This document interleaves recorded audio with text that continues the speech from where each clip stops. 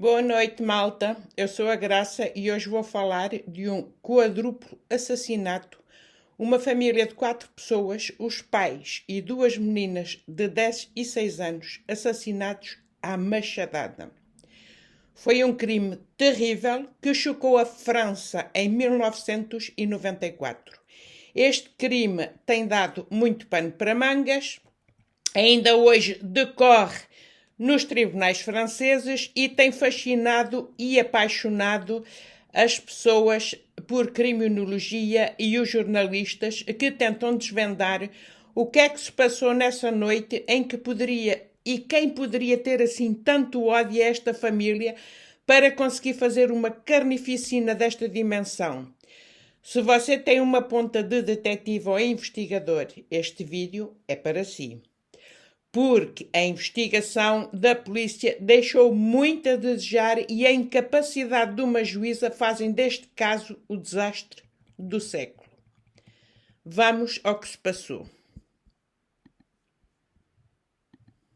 Para compreender este crime, vamos detalhar como vivia esta família. Portanto, trata-se de uma quinta agrícola, vivem os pais agricultores e um pouco mais longe vivem 2 filhos com as suas respectivas famílias, ambos têm vivendas iguais construídas pelos pais. E há um único jardim que separa estas 2 vivendas. De um lado vive Christian Le Prince, com a esposa Brigitte e as suas filhas, 3 filhas, e do outro lado vive Danny Le Prince, que é o irmão mais velho de Christian Le Prince, com a esposa Martine e também 3 filhas. Portanto, ambos os irmãos têm 3 meninas. Portanto, os irmãos têm casas idênticas, ambos têm 3 meninas que brincam sempre juntas como se fossem irmãs. A única diferença que há entre os irmãos é as respectivas profissões. O Christian, o irmão mais novo, é patrão de uma oficina de carros, que funciona muito bem, e a esposa trabalha nos Correios. O irmão mais velho, o Danny Le Prince, a vida profissional não lhe corre tão bem. Ele explora uma propriedade agrícola, a propriedade dos pais, e faz criação de porcos com a esposa. E durante a noite ainda vai trabalhar a uma fábrica que desossa animais, um género do matadouro, que desmancha animais e faz embalagem de carne para depois vender para os supermercados. Portanto, o Danny Le Prince dorme muito pouco, trabalha muito, dorme pouco e a vida não lhe sorri tanto como ao irmão, porque fala-se que ele tem dívidas. Em contrapartida, o irmão, o Christian, vive bem financeiramente, vai de férias com a família, coisa que o Danny não consegue fazer. Fala-se de uma certa inveja por parte de Danny em relação ao sucesso profissional do irmão, e é esta parte que vai fazer com que o inquérito criminoso siga um único caminho e uma única via, o que tem dado muito pano para mangas na justiça francesa e nos defensores, porque Danny Le Prince foi acusado de ter assassinado a família toda e apanhou prisão perpétua, mas não há nada no inquérito que o incrimine e as pessoas que defendem acham que ele está inocente e ele tem reclamado sempre a sua inocência, acham que o inquérito criminal foi uma desgraça e vocês vão ver mais à frente como é que os investigadores, como é que os inspectores da Polícia Judiciária Francesa fizeram este tipo de inquérito. Mesmo nós que não somos da área, achamos muito estranho a maneira como este homem foi acusado e como se desenrolou o inquérito deste crime horrendo, que não foi brincadeira. Portanto, como é que se descobriu o crime? Estávamos numa segunda-feira, 5 de setembro de 1994, em Torigny-sur-Douai, no distrito de Sarthe, em França, às 9 da manhã. A Brigitte e Christian Le Prince não apareceram para trabalhar. Os empregados da oficina do Christian Le Prince ficam preocupados porque o patrão nunca falha e 2 dos funcionários meteram-se dentro do carro e vão à casa do patrão. Ao chegarem, deparam-se com os cadáveres de Christian, da sua mulher e de duas das suas filhas, André, 10 anos, e Sandra, 6 anos. Os corpos foram dilacerados, despedaçados, quase decapitados com um objeto pontiagudo. Ao mesmo tempo, Anneli Atton, que era a ama da terceira filha deste casal, a Solène, de 2 anos, a única menina que escapou dos massacres, admirada que não lhe tragam a menina, telefonou para os pais da criança por volta das 8h45 da manhã, mas a linha estava ocupada. Depois da sua quarta chamada, a linha ficou livre, mas também ninguém respondeu. Foi ela que chegou primeiro à casa de família. Ela descobre a carnificina e imediatamente correu para a Câmara Municipal para dar o alerta. E quando voltam uns minutos mais tarde, acompanhado de membros da Câmara Municipal, já estavam lá os funcionários da família do Christian Le Prince, que também já tinham chamado as autoridades. Mas quando ela voltou, uns minutos depois, ela descobriu que alguém havia fechado a janela do anexo que estava escancarada quando ela passou a primeira vez. De acordo com o seu testemunho, havia, portanto, naquela manhã, na casa, alguém que havia telefonado, visto o telefone estar ocupado quando ela havia telefonado antes, e depois essa mesma pessoa fechou a janela antes da chegada dos funcionários do Christian. Estes apercebem-se que a cunhada de Christian, a Martine Le Prince, trabalha ali perto no campo, contam-lhe o sucedido, mas impedem-na de entrar em casa para a poupar da cena macabra. Martine, preocupada com o destino de Solène, a sobrinha de 2 anos, que escapou no massacre, começa a procurá-la nos arredores em conjunto com a ama.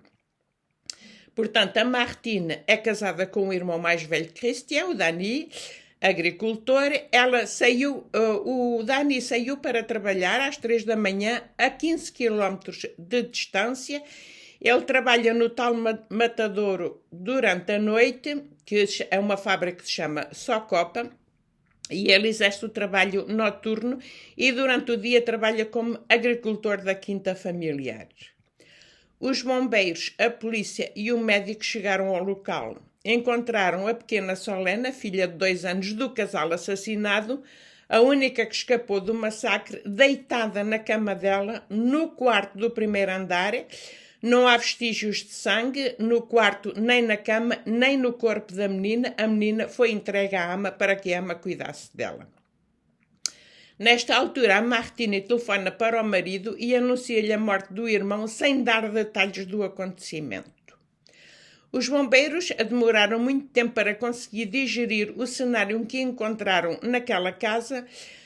Christian Le Prince jazia no corredor, irreconhecível, o rosto dilacerado. O cão Gagné a seus pés estava irreconhecível.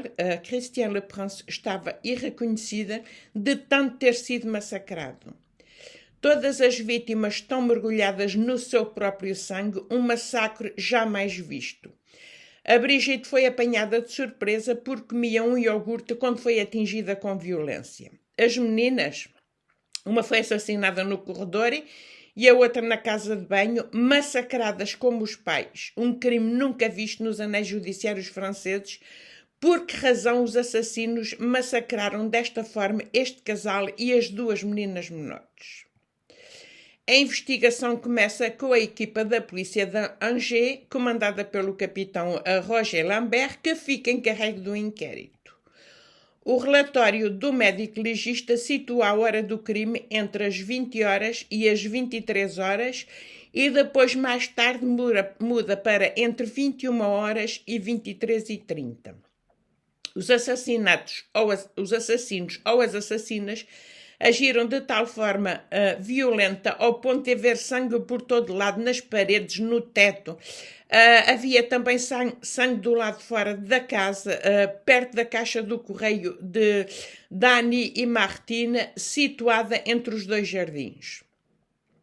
As autópsias revelaram feridas muito largas e profundas, podendo ter sido feitas com uma katana ou um instrumento equivalente. Havia também feridas com uma faca.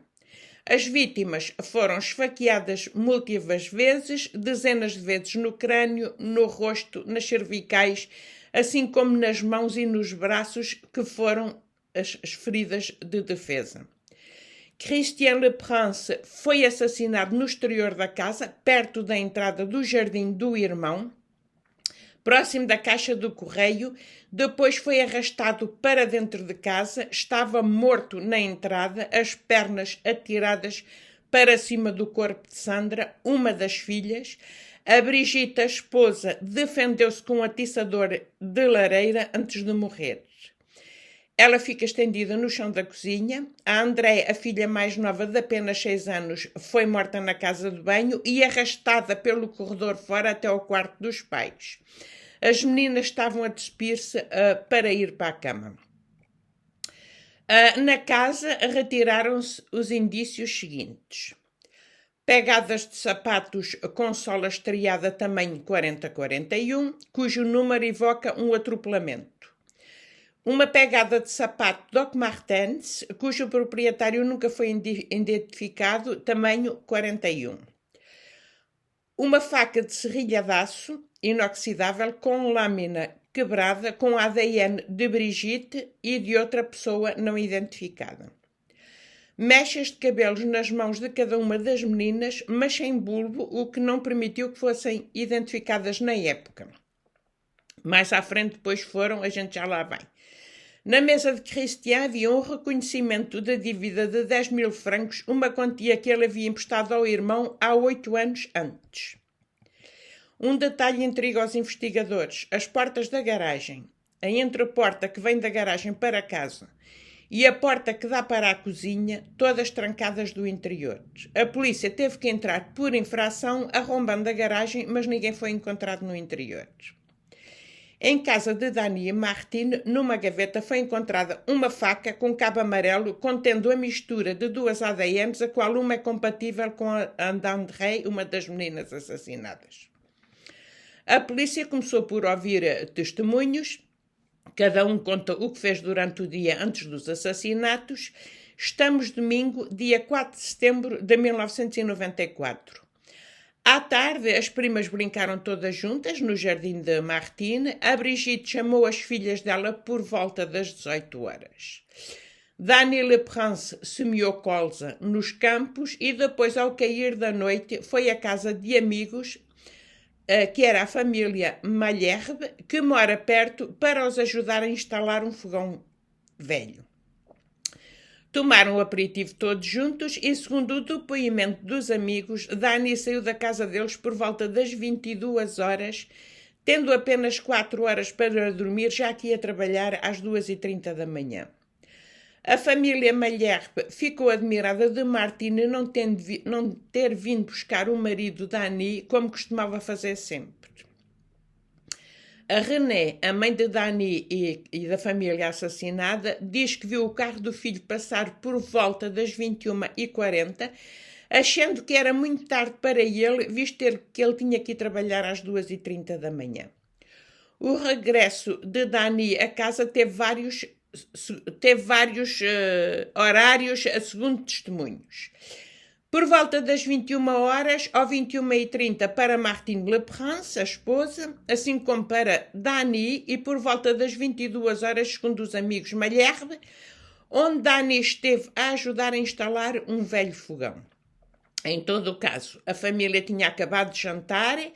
Martine testemunha que quando Dani chegou a casa, jantou sozinho, tomou um duche e foi logo para a cama. A filha Célia foi-se deitar por volta das 22 horas no fim do filme que ela via, pois estava cansada. Martine diz que ficou a ver televisão até às 23 horas. A filha Célia tinha 16 anos, na altura dos assassinatos. Quanto a Christian, Brigitte e as filhas, a família que foi assassinada, antes dos assassinatos, eles jantaram em casa dos pais da Brigitte. Voltaram para casa e a Brigitte telefonou ao pai por volta das 20h50, o que quer dizer que a esta hora ainda a família estava viva. Na segunda-feira seguinte, Dia 5 de manhã, o Dani levantou-se como previsto às 2h30 e foi trabalhar. A Martine, a esposa, programou o despertador para as 6h30 e voltou a dormir. Ela disse que saiu de casa um pouco mais tarde, por volta das 7h45, e que tudo lhe parecia calmo em casa de Christian e Brigitte. Ela diz que pensou mesmo que eles ainda estivessem de férias. Ela começou a sua tarefa diária e diz que não viu nada de anormal, nada que despertasse sua atenção nessa manhã, até que os empregados de Christian aparecessem para lhe contar o sucedido. Uma vizinha, a senhora Froger, que habita a 200 metros e que estava na parte de fora do seu domicílio, com o seu filho de 14 anos, na noite anterior, por volta das 21h15, mais ou menos até às 22h15, testemunhou que não ouviu nada e que o seu cão não ladrou durante esta hora que estiveram na rua. Ela confirma isto 15 dias mais tarde, precisando que quando as crianças da família Le Prince brincavam na rua, ela ouvia-as. No dia 7 de setembro, 3 dias depois dos crimes, uma faca de açougueiro, de talhante, açougueiro para o Brasil, talhante para Portugal, desapareceu. No 7 de setembro, nas notícias locais, fala-se de uma faca de talho como sendo a possível arma do crime. Trata-se de um machado, daqueles machados muito largos que os talhantes usam para separar as costeletas e que nós também temos muita vez na nossa casa, para cortar a carne quando tem ossos. É esse tal machado muito largo, que eu meto aqui a fotografia, que os talhantes usam para separar as costeletas. A Martina, a esposa do Dani, lembra-se agora, porque ela mudou de versão muitas vezes. O problema está nela. A Martina lembra-se agora que o seu machado não está mais na gaveta da sua cozinha como costumava estar.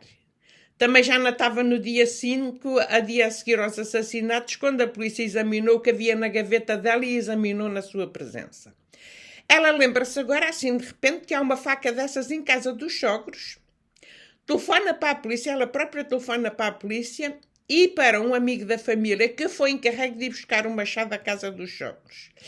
Portanto, ela telefonou para a polícia a dizer que o machado dela desapareceu. O amigo, que muita gente dizia que era amante dela, estava também presente quando a polícia apareceu e a polícia encarrega o amigo de ir buscar o machado à casa dos sogros. Portanto, é para a gente ver aqui as falhas deste inquérito, desde quando é que os inspectores enviam uma pessoa que não tem nada a ver com o inquérito ir buscar a faca, trazer a faca na mão, apagando vestígios, se houvesse vestígios, né?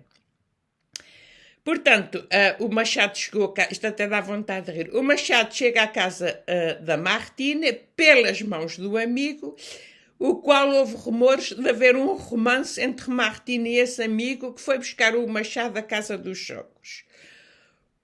O machado foi lavado, portanto ele ainda trazia o cabo molhado. Mais uma falha do inquérito. Este mesmo machado foi entregue à polícia, que o considerou como arma do crime, mesmo se não havia provas nenhumas. Portanto, este mesmo machado tinha o nome de um dos empregados da empresa Socopa, onde o Dani Le Prince trabalhava durante a noite, a tal fábrica que desmancha animais. Todos os empregados daquela empresa tinham a faca de trabalho gravada com o seu nome. Martine, a esposa do Dani Le Prince, tinha trabalhado nessa empresa a desossar animais uns anos antes. Ela depois demitiu-se para se consagrar à exploração de cereais e à criação de porcos. O empregado em questão, o qual a faca estava gravada com o seu nome, não se lembra de ter dado à Martine esse seu utensílio de trabalho. Portanto, o machado estava ali com o nome desse funcionário que depois foi parar à casa dos sogros, que a polícia considerou como arma do crime, sem provas algumas. O Dani e o marido continuava a trabalhar nessa empresa de desossagem de embalagens, dessa desossagem de animais, mas toda a gente testemunha que o Dani nunca trabalhou a desossar animais, não era a especialidade dele, ele trabalhava mais com máquinas a embalar carnes. Quem trabalhava a desossar animais tinha sido a esposa, a Martine, ela é que tinha experiência de desossar animais. Nem o Dani nunca aprendeu a trabalhar com esse machado-faca dos talhantes, porque ele trabalhava precisamente no setor das embalagens. Em contrapartida, a Martine, a esposa, trabalhava a desossar animais e em casa era sempre ela que abatia e desossava os porcos. O Dani até evitava de assistir a este abate de porcos, como disse a filha Célia, o pai não gostava de ver aquilo. Este machado-faca apresenta um formato que poderá ser compatível com um traço de corte violento encontrado na máquina de lavar da casa de banho, onde a filha mais nova foi assassinada, mas mais tarde provou-se que não era nada compatível, mas nesta altura do inquérito a polícia considerou que era compatível, por isso juntou este machado aos indícios do assassinato. Portanto, por isso este machado-faca fica um instrumento que foi utilizado para assassinar os 4 membros da família Le Prince. Neste mesmo dia 7 de setembro, à noite, toda a família Le Prince fica em detenção preventiva e é levada para 48 horas de interrogatório. A mãe da família Le Prince, a René, portanto a avó das meninas assassinadas, diz que passou 2 noites horríveis em detenção. Os inspectores trataram-nos de todos os nomes e mais alguns foram insultados. O Robert, o marido, diz que a polícia lhe bateu, queriam que ele dissesse que tinha sido o filho da Annie que havia assassinado o irmão, a cunhada e as sobrinhas. No entanto, no estado de choque em que esta família se encontrava por ter a família toda assassinada e psicologicamente completamente enfraquecidos, a René, a mãe, acaba por reconhecer que Dani lhe teria levado o machado de faca na segunda-feira de manhã, cheio de sangue, dizendo-lhe para o lavar, o que ela admite ter feito, porque a polícia diz que o cabo ainda estava úmido quando recuperaram o dito machado de faca. Depois ela volta com a palavra atrás, dizendo que a polícia obrigou-a a dizer não importa o quê. O interrogatório de Martine Le Prince é ela que fica, ainda hoje está, levanta-se a dúvida se não foi ela que assassinou esta família toda, porque as deposições delas foram sempre mudando ao longo do tempo, ela nunca foi certa naquilo que disse, e as invenções são de tal maneira claras que até o mais comum dos mortais, uma pessoa que não tenha experiência nenhuma de inquéritos de polícia, diz assim: como é que é possível a justiça francesa ter agido desta maneira, ter condenado um homem sozinho, aceitando a deposição desta mulher, que um dia dizia uma coisa, outro dia dizia outra.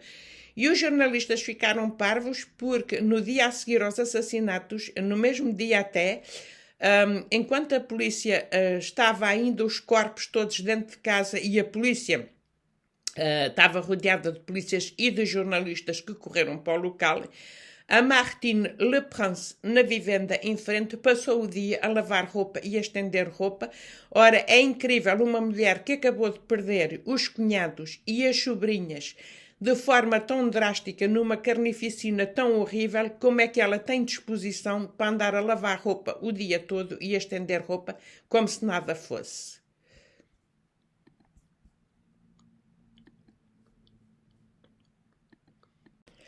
Portanto, o interrogatório de Martine Le Prince e a sua segunda versão dos acontecimentos. Ela primeiro tinha dito que o marido tinha chegado a casa, tinha jantado e tinha ido deitar, a primeira versão dela, e que não tinha ouvido nada, barulho nenhum, dos assassinatos. Esta segunda versão dela, portanto, ela confirma, em primeiro lugar, os acontecimentos do 4 e 5 de setembro, depois, durante um período de repouso que ela dorme, isto é quando ela está a ser interrogada. Ela primeiro foi interrogada e disse isso, depois teve um momento de repouso e ela dormiu. No dia 9 de setembro, às 2 da manhã, Ela diz que teve um sonho agitado, que parece querer proteger o rosto e grita, para. Depois, noutro momento de sono, ela grita, não. E no outro momento ela grita, porquê, Dani? Portanto, ela tem uma crise de angústia. No dia seguinte, ela ouve o marido gritar, mas não sabe onde. O médico dá-lhe um calmante. Depois de ter dormido por 2 vezes, ela faz o depoimento de frente à polícia. Portanto, ela declara que 2 ou 3 minutos depois do marido ter jantado na noite dos assassinatos, ela levantou-se do sofá onde está a ver televisão e leva os restos aos cães. Ela ouve então gritar e vê Dani bater no irmão ao lado da caixa do correio. Ela aproxima-se dos 2 homens gritando para. Passa ao lado deles, sem que Dani tenha ar de a ter visto, e corre para a casa da cunhada para a prevenir. Mas quando entra em casa, ela vê a cunhada morta no chão com as sobrinhas, André e Sandra. Ela teria feito alguns passos na casa sem tocar nos corpos, história de verificar se estavam mortas ou vivas. Não procurou a Solène, a menina mais pequenina, a sobrinha de 2 anos, que sobreviveu ao massacre, porque pensou que ela estaria no mesmo estado que as outras. Ela volta rápido para a sua casa, saltando a cerca da traseira da casa para evitar de cruzar o marido e mete-se diante da televisão com as filhas. Ela ter-se ausentado apenas 7 ou 8 minutos no total e agiu assim por medo para que o marido não desse por isso que ela tinha visto tudo. Depois as suas filhas vão para a cama, sem que ela lhes tenha dito alguma coisa, e ela continua a ver televisão e depois adormece. Como é que uma pessoa pode dormir vendo a família toda assassinada daquela forma? É incrível. Ainda, segundo a sua versão, acorda às 23 horas e vai-se deitar ao lado do marido. Ela viu o marido assassinar a família toda e ainda se foi deitar ao lado dele. Portanto, é incrível. Às 2h30 da manhã, o despertador toca para Dani, que parte ao trabalho. Eles não se dirigem a palavra, ela regula então o despertador para as 6h30 e volta a dormir. Ela acorda atrasada. Ao partir de trabalhar com a filha Célia, ela viu que o corpo de Christian não estava mais perto da caixa do correio, mas também não procurou mais. Foi trabalhar. Ela precisa que tinha pensado telefonar para a polícia na segunda de manhã, mas tinha medo e depois aquilo tudo parecia-lhe real, como se fosse um pesadelo. Tinha a cabeça nas nuvens, diz ela. No dia 9 de setembro, a Martine Laprense vai diante do juiz de instrução que ouve o seu testemunho e aceita a sua versão dos factos. A Martine Laprense nunca mais foi importunada. A Célia, a filha do casal Dani e Martine Laprense, com 16 anos, no decorrer do interrogatório dá uma versão diferente da primeira, mas diferente da mãe. No dia 4 de setembro à noite, a sua mãe teria partido durante a primeira parte do filme, durante o quarto de publicidade, e nessa altura ela abre a porta aos cães que não paravam de ladrar. Houve então barulhos e gritos nas casas das primas. Ela vê um homem perseguir o seu tio, Christian, até à caixa do correio e bater-lhe. Ela diz que reconheceu depois o pai. Ela precisa que ele tenha uma faca longa e que ela vê o seu pai bater no tio e depois puxá-lo para dentro de casa. O seu tio grita com os socos e ao mesmo tempo ela ouve barulhos estridentes e gritos de criança na casa das primas. Ela não vê a sua mãe, não sabe onde ela está e preocupa-se de não a ver nem ouvir a mãe durante 1 hora e depois, até o outro dia de manhã, diz que se foi deitar aterrorizada. O interrogatório do Dani Laprense durante 2 noites. O Dani Laprense mantém a sua primeira versão dos factos, mas no dia 12 de setembro, depois de 46 horas de interrogatório muito puxado e violento, ele acaba por dizer que depois de ter tomado o aperitivo no 4 de setembro à noite, veio para casa muito enervado, pois tinha problemas de dinheiro. Decide então de pedir ao irmão para lhe emprestar 20.000 francos, mesmo se ainda lhe devia 15.000.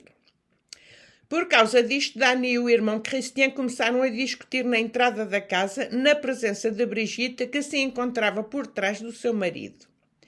Tanto um como o outro recusavam de o ajudar. A discussão intensificou-se. Christian quer falar com a sua cunhada Martine e começa a caminhar para a casa do irmão.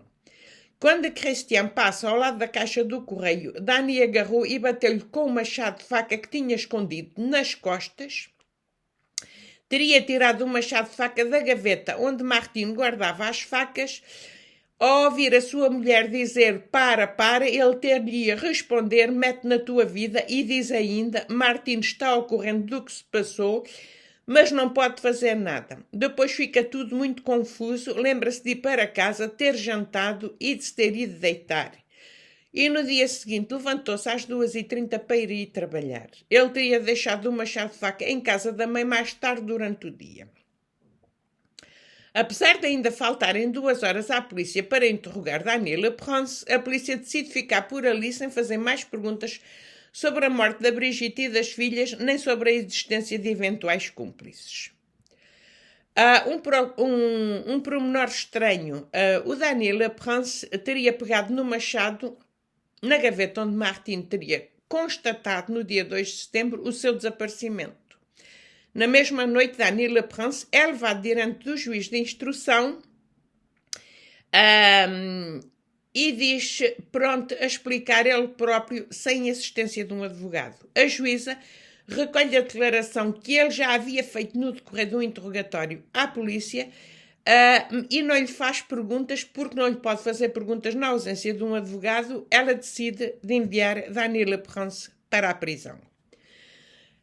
Dani Leprance vai de seguida voltar com a palavra atrás e reclama a sua inocência. Ele explica que, traumatizado pelos massacres dos seus, tendo sido vítima de muita pressão durante 46 horas de interrogatório por parte da polícia, porque a polícia ter-lhe dito que a rapariga que estava na sala do lado era a sua filha, e ele diz que estava esgotado e que apenas reconheceu aquilo que a polícia lhe sugeria. Portanto, a polícia sugeria, escrevia e ele só reconhecia que queria acabar com o interrogatório porque não aguentava mais. A polícia martelava sempre na mesma coisa, horas e horas, e ele queria que o interrogatório acabasse. Ele diz isso de certeza que o inquérito, ele pensava que o inquérito depois ia descobrir a verdade. O polícia Roger Lambert, que efetuou o inquérito durante os 5 primeiros dias, admite que as condições de detenção durante o interrogatório são muito difíceis, mas faz questão de adiantar que a polícia que interroga está submetida a uma pressão de opinião e que os jornalistas pressionam também horrorizados com os crimes cometidos. Depois da confissão de Dani Leprance, o procurador da República anuncia aos jornalistas que já tem uma confissão, sem precisar que Dani Leprance apenas confessou o crime do irmão. Isto para os jornalistas significa que Dani Leprance cometeu os 4 assassinatos e assim faz as grandes manchetes dos jornais chamando-lhe Dani o Matador.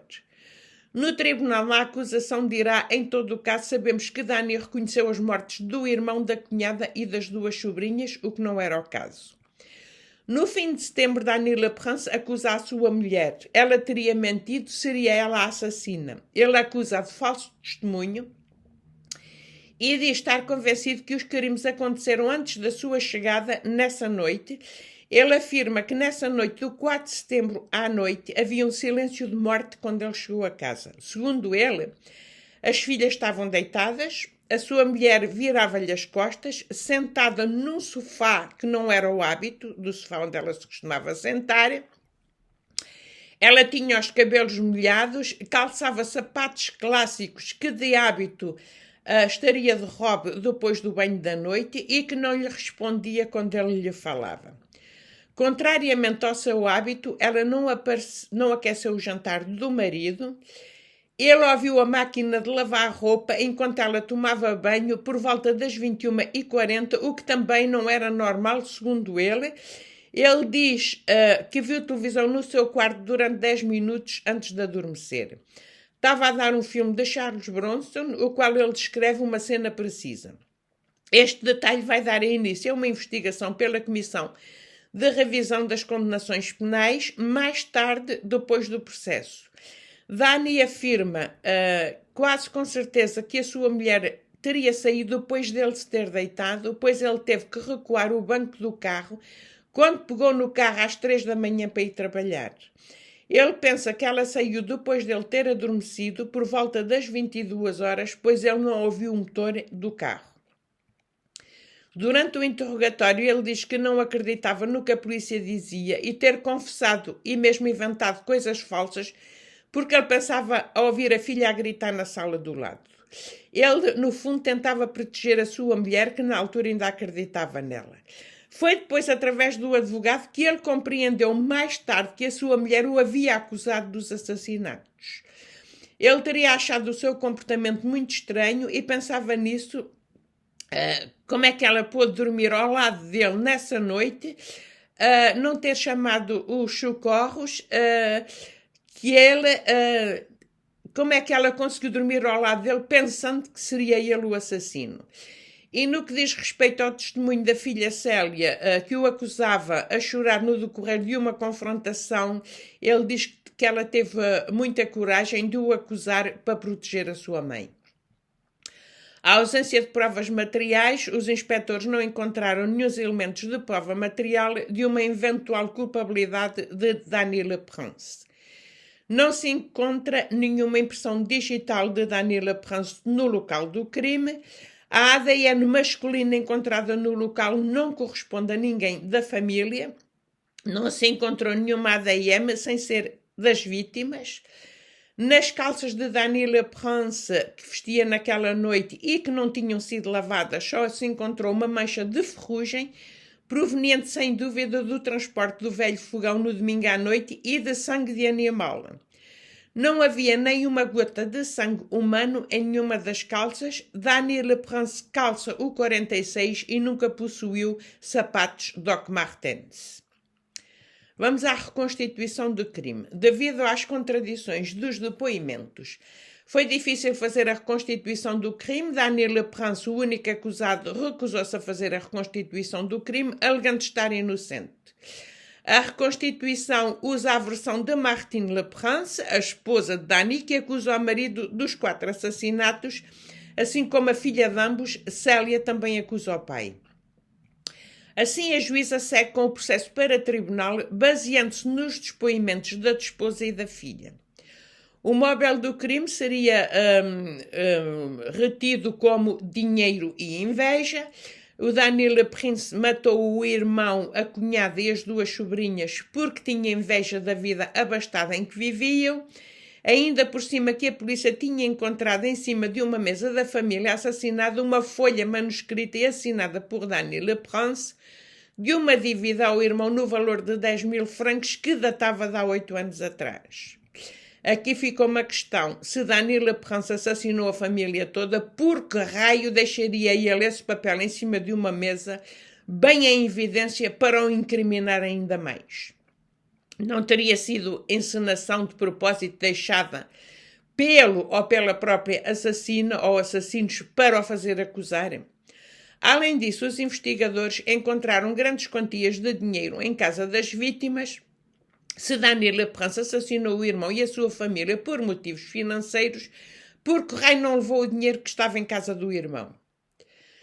Resta aqui o motivo do ciúme, mas a maior parte das pessoas dizem que Dany se dava muito bem com o irmão e tinha orgulho do sucesso dele. Em contrapartida, as esposas de ambos não se podiam ver, mesmo se Martine, a esposa de Dany, aceitava com agrado tomar conta dos animais quando Brigitte, a esposa de Christian, partia de férias. Decorre o testemunho da Solène, a menina de 2 anos, a única que escapou dos massacres e que a polícia encontrou a dormir na sua cama do primeiro andar sem uma ponta de sangue. Logo no dia dos assassinatos, a menina foi entregue à ama. Esta, por sua vez, muito solicitada pelos jornalistas, declarou que a menina não teria presenciado a carnificina, não mencionava os acontecimentos, nem nunca teve pesadelos. Mas 2 anos depois, em 96, em 1900, quando a menina já estava com 4 anos e aparentemente lembrava-se de tudo segundo a juíza, a Solène teria reconhecido o tio numa fotografia e começou a bater na fotografia a dizer que o tio Dany batia na mãe e nas irmãs e que estava escondida no sótão e que a tia Martina era boazinha, tinha-lhe dado banho. Aqui fica também uma questão. A menina tinha 2 anos no momento dos assassinatos. Pouca convivialidade tinha com o tio. Este passava o tempo todo a trabalhar, como poderia a menina de 2 anos depois ter assim lembranças desse tio. Há quem pense que a menina teria sido instrumentalizada. A Martine, por seu lado, volta a ter uma nova versão na noite dos assassinatos, é a sua 3ª versão. Ela diz, já em março de 1996, 2 anos depois dos assassinatos, Claudette Forger, a vizinha dos Leprances, testemunhou que na noite do crime, por volta das 22 horas, ouviu e viu o carro de Dany e Martine Leprance a passar em alta velocidade sem ver quem conduzia. A ama de Solène sugere que René Leprance, a mãe de Dany e Christian, talvez já estivesse ciente do massacre quando chegou na manhã do dia 5.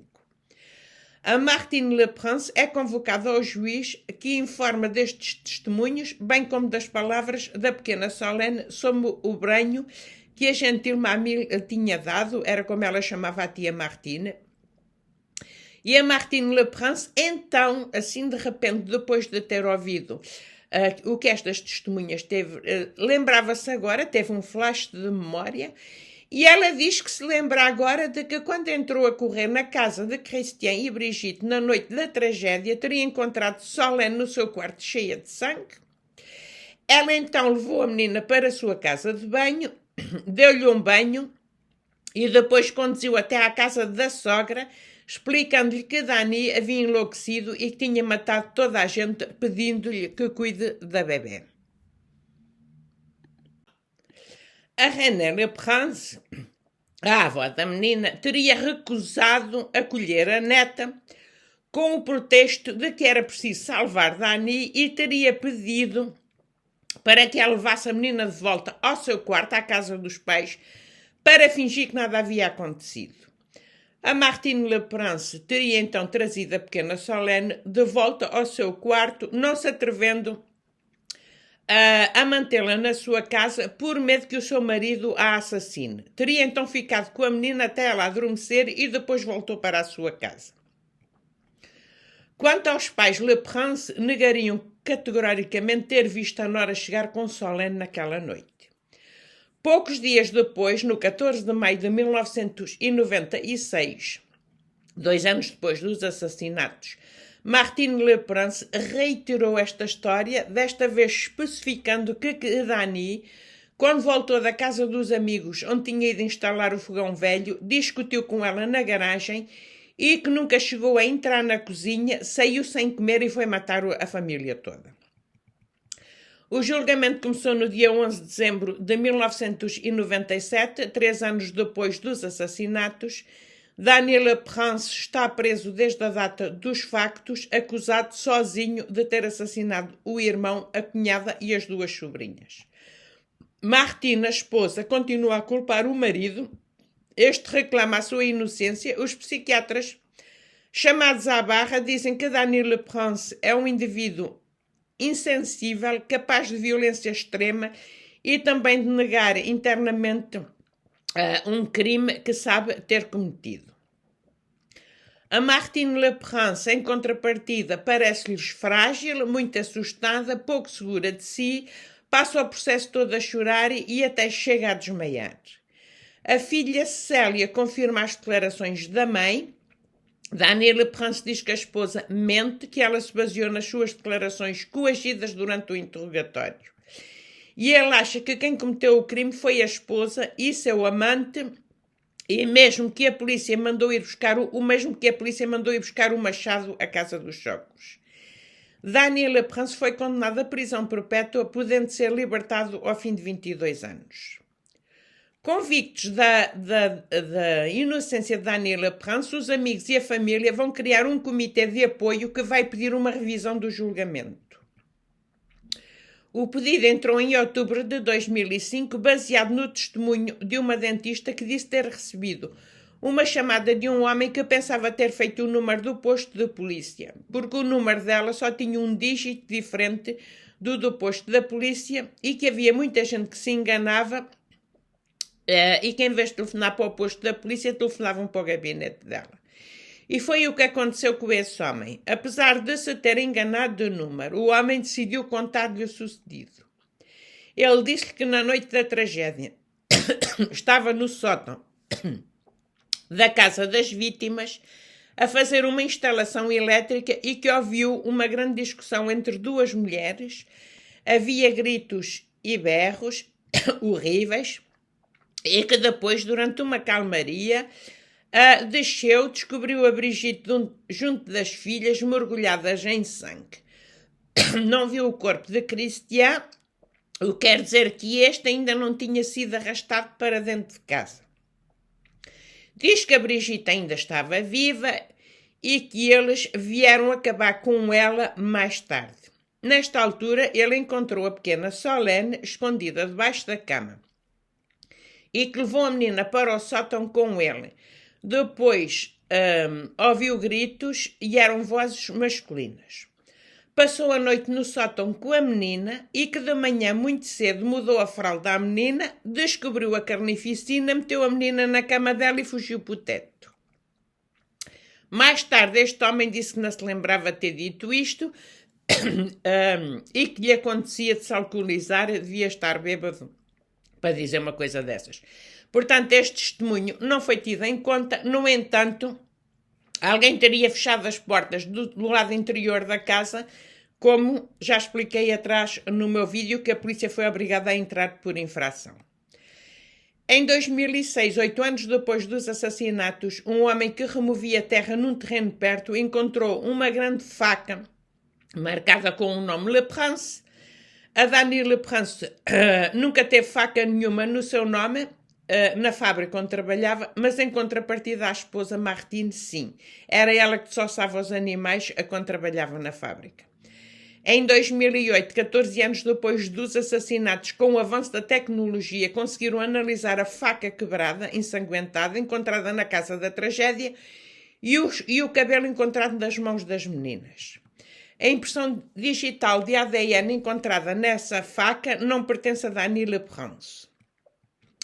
Quanto aos cabelos encontrados nas mãos das meninas assassinadas, mostraram que havia ADN mista com uma faca de cabo amarelo encontrada na casa de Martine Le Prince, compatível com Dani Le Prince e de uma das meninas assassinadas.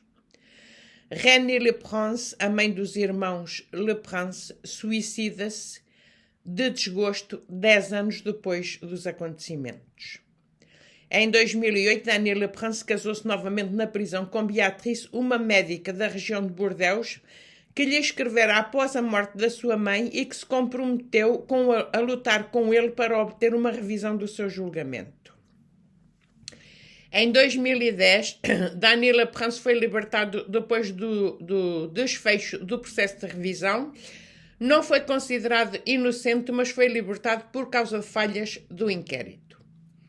A ADN encontrada no cabo da faca amarela correspondia a Martine e a André, uma das sobrinhas assassinadas. Martine parecia ter grandes lapsos de memória. O resultado psiquiátrico relatou a ausência de amnésia incompleta de natureza psicológica e evocou a possibilidade de uma simulação. Numa das consultas de psiquiatria, ela disse que talvez tivesse participado nos assassinatos, mas que não se lembrava. Em março de 2011, Dani Le Prince volta a ser preso por outro tribunal que não aceitou o resultado do tribunal de revisão. Em outubro de 2012, Dani Le Prince saiu da cadeia em liberdade condicional. Em 2015, Dani Le Prince divorciou da médica com quem tinha casado na prisão. E em 2016, o pai de Dani Le Prince morreu e Dani Le Prince volta a apanhar 6 meses de prisão por se ter ausentado sem autorização para ir ao funeral do pai. Em junho de 2018, Dani Le Prince volta a casar com uma antiga colega da fábrica onde trabalhava. Em 2021, os advogados de Dani Le Prince voltaram a meter um processo em tribunal para ver se conseguem inocentar o seu cliente. Agora estamos em fins de 2022 e hoje, nas notícias de manhã, Dani Le Prince acabou de escrever um livro, vai sair agora nas livrarias, porque quer explicar ao pormenor tudo o que se passou e quer a revisão do processo novamente, porque continua a dizer que está inocente, mesmo se ele já está livre da prisão há uns anos, há bastantes anos. Ele não se contenta de ter ficado 16 anos na prisão, estando inocente, como ele diz, e os assassinos, os verdadeiros assassinos desta família toda, encontrarem-se à solta. É este o meu tema hoje para vocês. Comentem em baixo o que é que vocês acham. Quem gosta deste tipo de temas é porque viu o meu vídeo até ao fim. Um beijinho para todos. Até ao meu próximo vídeo. Bye, bye.